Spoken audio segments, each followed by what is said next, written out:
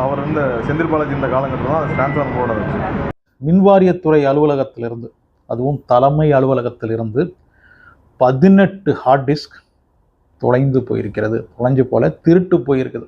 அப்படி தான் நம்ம நிர்மல்குமார் டிவிகேவுடைய மின்வாரியத்துறை அமைச்சர் சொல்கிறார். 18, முதல்ல 8 அப்படின்னாங்க, அப்புறம் 10, இப்போ 18 நிற்கிது. இது தொலைந்து போனது இல்லைன்னா திருட்டு போனது உண்மை.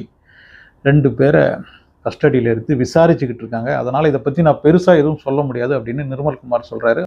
எவ்வளோ அப்படின்னு பத்திரிகையாளர்கள் கேட்கும்போது அது கரெக்டாக இப்போ சொல்ல முடியாதுங்க, ஆனால் நிறைய ஹார்ட் டிஸ்க்குகள் தொலைஞ்சு போயிருக்கு அப்படின்னு சொல்கிறாரு. ஏற்கனவே டிரான்ஸ்ஃபார்மர் ஊழல் சம்மந்தப்பட்ட அனைத்து விஷயங்களும் நம்ம ஆல்ரெடி ஹேண்ட் ஓவர் பண்ணிட்டோம்.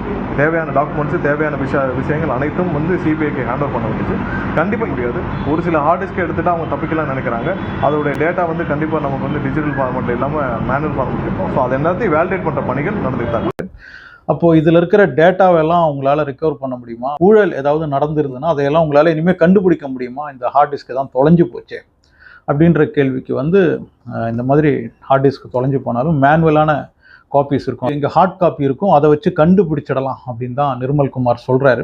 ஒரு ஒப்பந்த பணியாளரும் அப்புறம் ஒரு டீம் லீடர் கோபிநாத் அப்படின்றவரும் தான் இப்போ விசாரணையில் இருக்காங்க, போலீஸ் கஸ்டடியில் இருக்கிறாங்க. அவங்கள விசாரிச்சுக்கிட்டு இருக்காங்க. எந்த அளவுக்கு உண்மை வெளியில் வரும் இந்த விசாரணையில் அப்படின்றதெல்லாம் அப்புறம் தான் தெரியும். திமுக ஆட்சியில் இதுக்கு முன்னாடி மின்வாரியத்துறை அமைச்சராக இருந்த செந்தில் பாலாஜி காலத்தில் தாங்க நிறைய ஊழல்லாம் நடந்திருக்கு.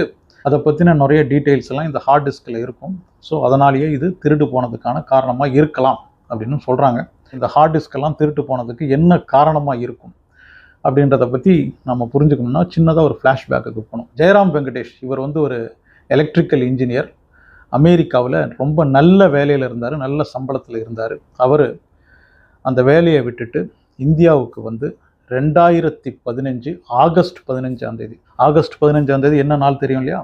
இந்தியா சுதந்திரம் வாங்கிய நாள். அந்த நாளில் அறப்போர் இயக்கம் அப்படின்ற ஒரு என்ஜிஓ அமைப்பை அவர் தொடங்குறார். அந்த அறப்போர் இயக்கத்தில் நிறைய வழக்கறிஞர்கள், அப்புறம் ஆர்டிஐ ஆர்வலர்கள், அப்புறம் நிறைய காலேஜ் ஸ்டூடெண்ட்ஸ் இவங்கெல்லாம் சேர்ந்து இந்த ஒரு இயக்கம் நடந்துக்கிட்டு இருக்கு. அவங்க தான் 2023 ஜூன் 6ஆம் தேதி ஒரு வழக்கை பதிவு பண்ணுறாங்க. அதில் தமிழ்நாடு மின்வாரியத்துறைக்காக வாங்கப்பட்ட 40,000 டிரான்ஸ்ஃபார்மரில் பெரிய ஊழல் நடந்திருக்கு. கிட்டத்தட்ட 397 கோடி தமிழ்நாடு அரசாங்கத்துக்கு அதில் லாஸ் வந்திருக்கு அப்படின்ற மாதிரி ஒரு வழக்கை அவங்க தொடர்றாங்க சென்னை உயர்நீதிமன்றத்தில். அந்த வழக்கு அப்புறம் உச்சநீதிமன்றம் போய் இப்போ அது சிபிஐ கையில் இருக்குது. கிட்டத்தட்ட 40% 60% வரைக்கும் இவங்க கமிஷன் வாங்கியிருக்கிறாங்க. இதில் இந்த 40,000 டிரான்ஸ்ஃபார்மர் வாங்கினதாக சொல்கிறாங்க இல்லையா? செந்தில் பாலாஜி மின்வாரியத்துறை அமைச்சராக இருந்த காலகட்டத்தில், அதாவது டிஎம்கேவுடைய பீரியட் 2021 2026, அதில் 2023 வாங்கின 40,000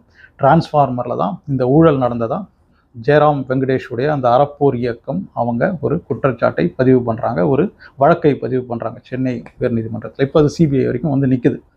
அப்படி ஒரு ஊழல் நடந்திருந்தால், இப்போ திமுகவுடைய ஆட்சி நடந்துக்கிட்டு இருந்தால் அதை சமாளிக்கிறது பெரிய பிரச்சனை கிடையாது. ஆனால் ஆட்சி மாற்றம் வந்துவிட்டது, அது மட்டும் கிடையாது. இதற்கு முன் இருந்த அரசு செய்த சில குளறுபடிகள்லாம் கண்டிப்பாக இவங்க கண்ணில் படும் இல்லையா? அதனாலேயே இந்த மின்வாரியத்துறையில் நடந்த சில ஊழலை மறைப்பதற்காக இந்த 18 ஹார்ட் டிஸ்கை அங்கேருந்து திருடிட்டு போயிருக்கலாம். எப்படி இருந்தாலும் இந்த ஹார்ட் டிஸ்கை கொண்டு போனவங்க அதில் இருக்கிற டேட்டாவெல்லாம் எரேஸ் பண்ணிவிடுவாங்க. அதை ரெக்கவர் பண்ணுறதுக்கு நிறைய சாஃப்ட்வேர்லாம் இருக்குது அப்படின்னு சொல்கிறாங்க. இருந்தாலும் இவங்க கையில் மேனுவலாக அந்த ஹார்ட் காப்பி இருந்ததுன்னா அதிலிருந்து சில விஷயங்களை கண்டுபிடிக்க முடியும். இந்த டிரான்ஸ்ஃபார்மர் வாங்கினதில் 40% 60% கமிஷன் வாங்கினதை விடுங்க, அது தரம் குறைந்த டிரான்ஸ்ஃபார்மராக வாங்கியிருக்காங்க அப்படின்றது தான் இன்னொரு குற்றச்சாட்டு. ஏன்னா அவ்வளோ பெரிய கமிஷன், 40% 60% கமிஷன் ஒரு டிரான்ஸ்ஃபார்மர் கம்பெனி கொடுக்கணும் அப்படின்னா அவங்களால குவாலிட்டியான டிரான்ஸ்ஃபார்மராக கண்டிப்பாக கொடுக்க முடியாது.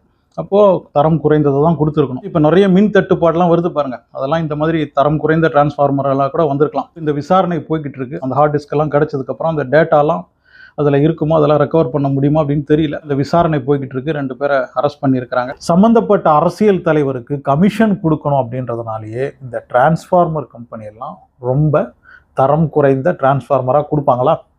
இப்போ இந்த தரம் குறைந்த டிரான்ஸ்ஃபார்மர் ரொம்ப நாள் வேலை செய்யுமா? அது விரைவிலேயே செயல் இழக்க தொடங்கும், நிறைய பழுதடையும். அப்போ என்ன பண்ணுவாங்க? திருப்பியும் டிரான்ஸ்ஃபார்மர் வாங்குவாங்க.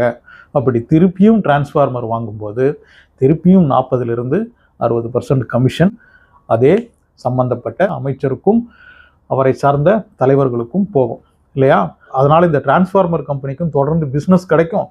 இந்த அமைச்சர்களுக்கும் சம்பந்தப்பட்ட அரசியல் தலைவர்களுக்கும் தொடர்ந்து கமிஷனும் கிடைக்கும். இதில் பாதிக்கப்பட போகிறது யார்? இந்த வரி கட்டிட்டு கஷ்டப்பட்டுக்கிட்டு இருக்கோமே மக்கள், நாம தான். இதில் நஷ்டம் நமக்கு மட்டும்தான். மற்ற 2 பேருக்கும் பெருத்த லாபம். தொடர்ந்து பிஸ்னஸ்ஸு, தொடர்ந்து கமிஷன். 1987 எந்த முறையை டெண்டர் விடுறதுக்கு தமிழக அரசு பின்பற்றினாங்களோ அதே முறையை தான் நாங்களும் பின்பற்றினோம். அதே முறையில் தான் இந்த டெண்டர்லாம் விட்டோம் அப்படின்னு செந்தில் பாலாஜி சொல்கிறார். யார் இல்லைன்னா அதே 1987 எப்படி டெண்டர் விட்டாங்களோ அதே முறையில் தான் இப்போவும் நீங்கள் டெண்டர்லாம் விடுறீங்க. அதே முறையை தான் நீங்கள் இப்போ பின்பற்றுவதாகவே இருக்கட்டும்.